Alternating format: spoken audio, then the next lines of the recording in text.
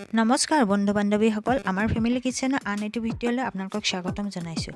যিসকল লোকে তিতা হোৱাৰ বাবে তিতা ফুল খাবলৈ বেয়া পায়, সেইসকল লোকৰ বাবে আজি মই এটা খুব সুন্দৰ ৰেচিপি লৈ আহিছোঁ। গতিকে মই ভিডিঅ'টোত দেখুওৱা ধৰণে তিতা ফুলৰ ৰেচিপিটো বনাওক আৰু তিতা নোহোৱাকৈ তিতা ফুলৰ জুতি লওক। আমি এতিয়া ৰেচিপিটো আৰম্ভ কৰোঁ। ইয়াৰ বাবে মই আধা বাতিমান শুকান তিতা ফুল লৈছোঁ। আপোনালোকে কেঁচা তিতা ফুলো ল'ব পাৰে, কিয়নো বজাৰত এতিয়া বহুতো কেঁচা তিতা ফুল ওলাইছে। এই তিতা ফুলখিনি ভালকৈ ধুই মই ৰ'দত শুকুৱাই লৈছোঁ। আপোনালোকে তিতা ফুল ৰ'দত শুকুৱাই বহুত দিনলৈ সংৰক্ষণ কৰি ৰাখিব পাৰে। কেৱল মাজে মাজে ৰ'দত দি থাকিব, নহ'লে ভেঁকুৰিও যাব পাৰে।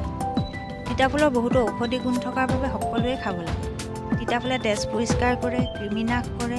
জ্বৰ আৰু কাহৰ বাবে তিতা ফুল বৰ উপকাৰী। জণ্ডিছ ৰোগৰ বাবে, ডায়েবেটিছ ৰোগৰ বাবেও উপকাৰী। এতিয়া ফুলখিনিত থকা শুংবোৰ গুচাই মই ফুলখিনি পৰিষ্কাৰ কৰি ল'ম। আপোনালোকেও এনেধৰণে প্ৰথমে ফুলখিনি পৰিষ্কাৰ কৰি ল'ব। এইখিনি বনাবৰ বাবে মই মধ্যমীয়া আকাৰৰ এটা পিঁয়াজ মিহিকৈ কাটি লৈছোঁ। মিহিকৈ কাটা 1 চামুচ আদা, 1 চামুচ নহৰু, কেঁচা জলকীয়া আৰু এটা কুকুৰাৰ কণী লৈছোঁ।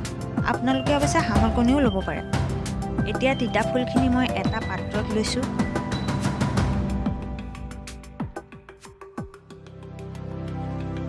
আৰু ইয়াত দিম মই গৰম পানী।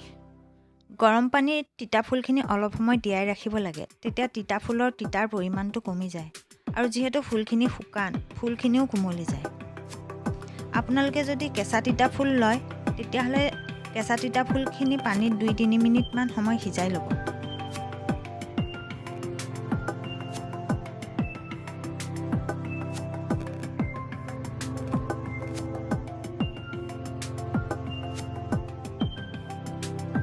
এনেদৰে 2-3 মিনিটমান সময় ৰখাৰ পিছত এখন চেকনিৰ সহায়ত মই ফুলখিনি পানীৰ পৰা টুকি ল'ম।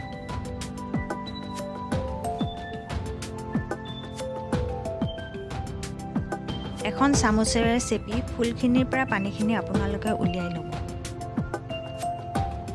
এতিয়া মই ফুলখিনি এখন প্লেটত কাঢ়ি লৈছোঁ।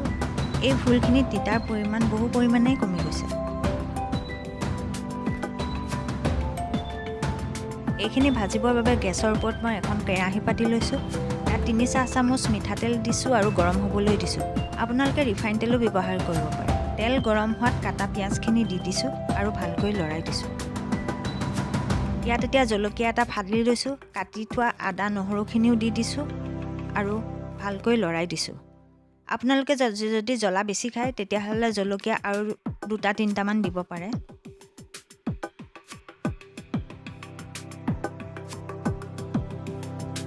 মাজে মাজে লৰাই থাকিব।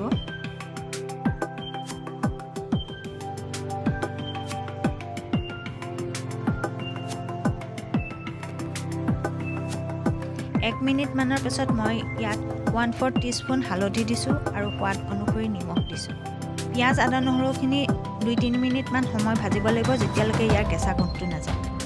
এতিয়া ইয়াত তিতা ফুলখিনি দি মই হেতাৰে খুব ভালকৈ লৰাই দিছোঁ। জুই আপোনালোকে মিডিয়ামত ৰাখিব।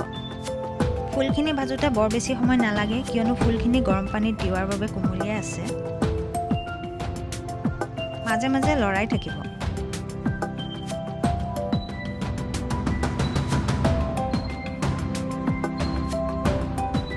তিনি 4 মিনিটমান ভজাৰ পিছত ফুলখিনি প্ৰায় সিজিয়ে গৈছে।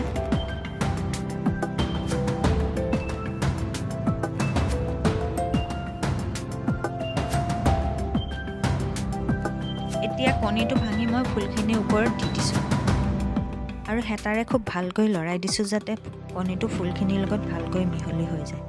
আপোনালোকে কণ্টিনিউৱাছলি হেতাৰে লৰাই থাকিব, তেতিয়াহে কণীটো ফুলখিনিৰ লগত ভালকৈ মিহলি হ'ব আৰু ভালকৈ ভাজ খাব আৰু কেৰাহীটো লাগি নধৰিব। এতিয়া ফুলখিনিও প্ৰায় সিজিয়ে গৈছে, কণীটো ভাজ খায়ে গৈছে। এই তিতা ফুলৰ ভাজিখিনি খাবলৈ প্ৰায় সাজুৱে হৈ উঠিছে। বন্ধু বান্ধৱীসকল, এই কণী তিতা ফুলৰ ৰেচিপিটো খাবলৈ খুবেই টেষ্টি আৰু তিতাও নালাগে। স্বাস্থ্যৰ পক্ষেও ভাল। এবাৰ বনাই খাই চাবচোন।